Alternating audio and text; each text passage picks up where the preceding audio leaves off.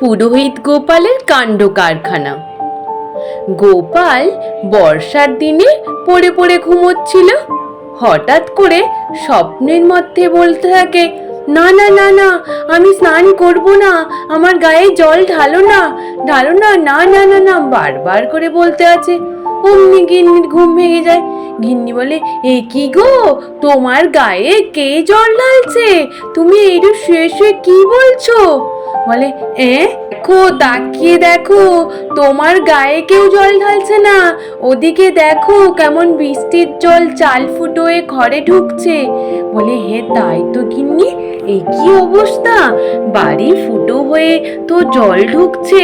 বলে, ঢুকবেই তো, আমাদের এখন কপাল ফুটো হয়ে গেছে, তো জল ঢুকবে না তো কি, আর জল বন্ধ হয়ে থাকবে? তুমি তো আজ পর্যন্ত কিছু করে উঠতে পারলে না, না রাজামশাইকে বলে কোনো চাল ছাড়ানোর ব্যবস্থা করলে, তাও কিছু করলে না। গোপাল বলে, গিন্নি তুমি তো জানো আমাদের তো নুন আনতে পান্তা ফোরায়, আর রাজামশাই তো বেতনও বাড়াচ্ছে না, কি করি বলো না, আজকে একটা কিছু করতেই হবে। অমনি বলে রাজসভা শুরু হতে গোপাল রাজসভায় উপস্থিত হয়। উস্কো খুস্কো চুল নিয়ে এলোমেলো অবস্থায় ভেজা গায়ে রাজসভায় প্রবেশ করে। রাজামশাই বলে, গোপাল, এ কি অবস্থা তোমার? চুলগুলো এইরূপ উস্কো খুস্কো রয়েছে, তারপর তুমি পুরো ভেজা। বলে, রাজামশাই এসব কিছুর জন্য আপনি দায়ী রাজামশাই। রাজামশাই বলে, কেন গোপাল, আমি কেন দায়ী হতে যাব? বলে, রাজামশাই আমার যে বাড়ির চাল ফুটো হয়ে জল পড়ছে, বাড়িতে সারানোর মতো একটাও পয়সা নেই, আর আপনি যা আমাকে দেন তা আমার খেতেই সব শেষ হয়ে যায়, তাহলে বলুন আমি কি করে চাল সারাবো? মন্ত্রীমশাই বলে, গোপাল, তার মানে কি বলতে চাইছো, তোমাকে রাজামশাই বেতন বাড়িয়ে দেবে? গোপাল বলে, হ্যাঁ তাই, নইলে আমি কি করে আমার এই চাল ছাড়ানোর কাজ করব, আর কি করেই বা চলবো? রাজামশাই বলে, তা বললে তো হবে না গোপাল, তুমি এই কথা বললে কি করে হবে, আমি তো তোমার বেতন বাড়িয়ে দেব না। গোপাল তখন কিছু না বলে চুপটি করে বাড়ি ফিরে যায়। গিন্নি বলে, কি গো, কিছু ব্যবস্থা করতে পারলে? গোপাল বলে, না গিন্নি, এখনো পর্যন্ত তো ব্যবস্থা করে উঠতে পারিনি, কিন্তু ব্যবস্থা করার চেষ্টা করছি। পরের দিন আবার রাজসভা শুরু হয়। রাজামশাই বলে, কি ব্যাপার, গোপাল তো এখনো পর্যন্ত এসে পৌঁছলো না। মন্ত্রীমশাই বলে, কালকে যা শুনেছে, গোপাল হয়তো আর আসবে কিনা সন্দেহ। বলতে না বলতে গোপাল উপস্থিত।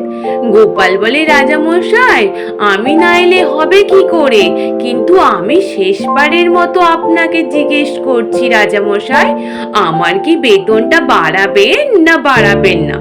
মন্ত্রীমশাই আগের থেকে রাজামশাইকে শিখিয়ে রাখে যে রাজামশাই কিছুতেই গোপালের বেতন বাড়াবেন না।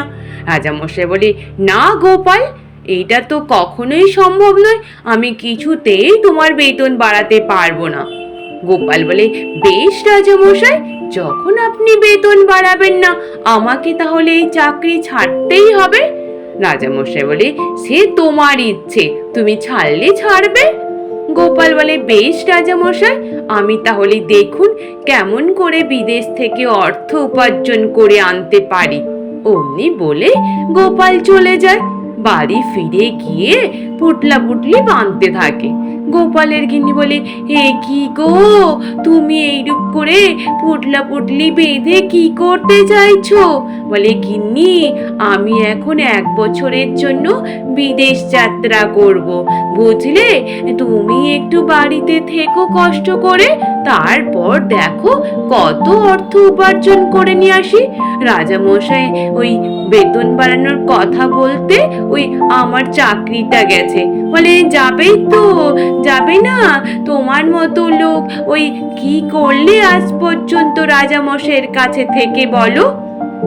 গোপাল বলে, গিন্নি উনি আর ভেবে লাভ নেই, আমি এখন চললুম। বলে, কি গো, আমি কি করে থাকবো? বলে, কটা দিন একটু কষ্টে থেকে যাও, তারপর আমি ঠিক চলে আসবো। গোপাল ওই ঝোলা নিয়ে বেরিয়ে পড়ে, অনেক পথ এগিয়ে চলে যায়।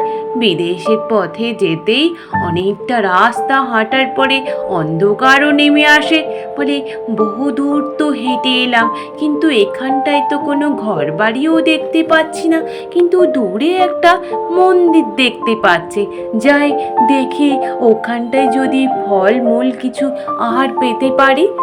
পৌঁছে যখন দেখে মন্দিরটাও দরজা বন্ধ, কেউ কোথাও নেই। বেচারা গোপাল ওখানটায় শুয়ে পড়ে, রাত্রিটাও ওখানে কাটিয়ে নেয়। পরের দিন সকালবেলায় ওই বনগ্রামের লোকজন এসে বলে, এই যে লোকটা চোখ খুলেছে, এই যে মশাই, আপনি কোথা দিয়ে এসছেন হঠাৎ করে আমার এই বনগ্রামে?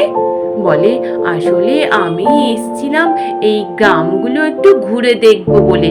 বলে, পালিয়ে যান, পালিয়ে যান, আমাদের এখানটায় মহামারী কলেরা রোগ হচ্ছে, সকলে মরে যাচ্ছে, যে কেউ বেঁচে নেই, এমনকি এই মন্দিরের পুরোহিতও মারা গেছেন। বলে, তাই নাকি? বলে, হ্যাঁ, যদি আপনি নিজে বাঁচতে চান তাহলে আপনিও এখান থেকে পালান। তারপর বলে লোকগুলো চলে যায়। গোপাল মনে মনে চিন্তা করে যে একবার যখন এখানে এসছি, গ্রামটা একবার ঘুরেই দেখি। গোপাল তখন গ্রামের পথ ধরে চারিদিকটা দেখতে থাকে। চাষিরা চাষ করছে, ওদিকে পুকুরের মধ্যে সকলে ওই শরীর খারাপ অসুস্থ মানুষদের নোংরা জামা কাপড় ধুচ্ছে, আর ওই পুকুরের জলে গরুকে চান করানো হচ্ছে, আর ওই পুকুরের জল নিয়ে সকলে গ্রামবাসীরা খাচ্ছে। গোপাল তখন মনে মনে চিন্তা করে, এইরূপ করলে তো সকলের তো সত্যি পেটের খারাপ হবে, পেটের অসুখ তো এই জন্য হচ্ছে, আর সকলেই কলেরা রোগে এই জন্য মারা যাচ্ছে। বলে, না, ওদের তো সচেতন করতে হবে। তারপর গোপাল সকলকে ডাকতে থাকে, বলে, আপনারা একটু এদিকটা শুনুন, আপনাদের কিছু বলার ছিল। আপনারা এই পুকুরের জল এইরূপ করে কেন ব্যবহার করছেন, যার মধ্যে আপনারা ওই অসুস্থ মানুষদের নোংরা জামা কাপড় ধুচ্ছেন, তারপর গরুকেও স্নান করাচ্ছেন, আর ওই জল আপনারা খাচ্ছেন? আপনারা বরং একটা কাজ করুন, ওই পুকুরের জল ফুটিয়ে তারপর খান। গ্রামের লোকেরা বলে, না না, আপনার কথা শুনবো কি করে বলুন, আমাদের পূর্বপুরুষরা তো এরকম করে চালিয়ে গেছে, আমরা আপনার কথা শুনে কোনো কাজই দেবে না। অমনি গোপাল বলে, একবার তো করে দেখুন। তারপর লোকরা চলে যায়। গোপাল মনে মনে চিন্তা করে যে এই গ্রামে যখন এসেই পড়েছি, মানুষদেরকে যদি ভালো পরামর্শ দিই, ওরাও সুস্থ হবে, আর এই মন্দিরটায় যদি পুরোহিত হয়ে যায়, তাহলে পুজো পার্বণও করতে পারবো, কিছু রোজগার পাতিও হবে। তারপর গোপাল গিয়ে ওই মন্দিরে পুজো পার্বণ করতে থাকে, পুরোহিত মশাই সেজে গিয়ে। গ্রামবাসীরা সকলে বলে, এই যে এই লোকটাকে মনে হয় মা শীতলা মাই পাঠিয়েছেন, চল চল, লোকটার কথা শুনে আমরা জল ফুটিয়ে খেতে আমাদের শরীরগুলোও ভালো আছে, এমনকি বাচ্চা কাচ্চারা আর কলেরা রোগ থেকে একটু মুক্ত রয়েছে। চল চল, উনি এই পুরোহিত হিসেবে পুজো করছেন, আমরাও পুজো দিই। সকলে গিয়ে পূজা অর্চনা দেয়, তারপর প্রণাম করে সকলে অর্থও দিয়ে আসে। গোপাল বলে, কি তোমরা সকলে জল ফুটিয়ে খাচ্ছ তো? গ্রামবাসীরা বলে, হ্যাঁ পুরোহিত মশাই, আপনার কথা মতো আমরা কাজ করছি বলে কলেরা রোগ থেকে আমরা অনেকটাই ভালো আছি, আমরা অনেকেই সুস্থ আছি পুরোহিত মশাই। গোপাল বলে, বেশ, আমারও শুনে খুব ভালো লাগলো। ওদিকে কৃষ্ণনগরে রাজা কৃষ্ণচন্দ্র চিন্তা করতে থাকে, কি ব্যাপার, অনেক দিন হয়ে গেল, গোপাল কি সত্যি সত্যি কাজ ছেড়ে চলে গেল? এদিকে যে আমি অনেক সমস্যার মধ্যে রয়েছি। মন্ত্রী বলে, আপদটা গেছে ভালো হয়েছে রাজামশাই। রাজামশাই বলে, বেটা মন্ত্রীতে পড়ে আমাকে সমস্যার মধ্যে পড়তে হচ্ছে। আমি গোপালকে তাড়িয়ে দিয়ে নানা সমস্যার মধ্যে পড়েছি। তোমার মাথায় তো একটাও বুদ্ধি নেই যে কোনো ভালো পরামর্শ দেবে। ওদিকে গোপাল অনেক মোহর আয় করে নিয়ে হিসেব করতে থাকে। বলে অনেক মোহর হয়ে গেছে, এইবার আমাকে পেটটা পুট্রি বেঁধে নিয়ে ফিরে যেতে হবে। তারপর গোপাল বেরিয়ে পড়ে। পথের মধ্যে বেরোতেই গ্রামবাসীদের সাথে দেখা হতেই গ্রামবাসীরা বলে, এ কি, আপনি কোথায় চললেন? বলে, এবার তো আমার কাজ শেষ, আমাকে তো আবার অন্য কোথাও যেতে হবে। দেখি আবার অন্য কোনো গ্রামে আপদ বিপদ এলো কিনা, তাদেরও তো রক্ষা করতে হবে, তাই না? বলে, তাহলে আমাদের কি হবে?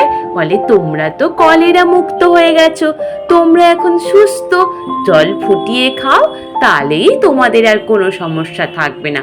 অমনি বলে গোপাল গরুর গাড়ি করে রওনা দিয়ে দেয়। ওদিকে রাজামশাই চিন্তা করতে থাকে যে গোপাল কি আর আসবে না। বলতে না বলতে গোপাল প্রবেশ করে। বলে, রাজামশাই, আপনার কথায় আমি সাড়া পেয়েছি, তাই দেখুন আমি ঠিক উপস্থিত হয়ে গেছি। বলে, গোপাল, তুমি ঠিক চলে এলে? গোপাল বলে, হে রাজামশাই, তাও খালি হাতে না, আমি অর্থ উপার্জন করে তবেই তো এলাম। রাজামশাই বলে, কেমন করে গোপাল? গোপাল সবটাই খুলে বলে। রাজামশাই বলে, গোপাল, আর তোমায় কোথাও যেতে হবে না গোপাল, আমি তোমার বেতন বাড়িয়ে দেব গোপাল। মন্ত্রীমশাই তো হাঁ করে তাকিয়ে থাকে, আর সভাসদরা রাজামশাই সকলে মিলে গোপালের জয় জয়কার করতে থাকে। আজ এই পর্যন্ত। নিশ্চিত তোমাদের সকলের ভালো লেগেছে। আর যদি ভালো লেগে থাকে তাহলে একটু লাইক আর সাবস্ক্রাইব করে দিও। আর তোমরা সকলে ভালো থেকো, কেমন? টাটা।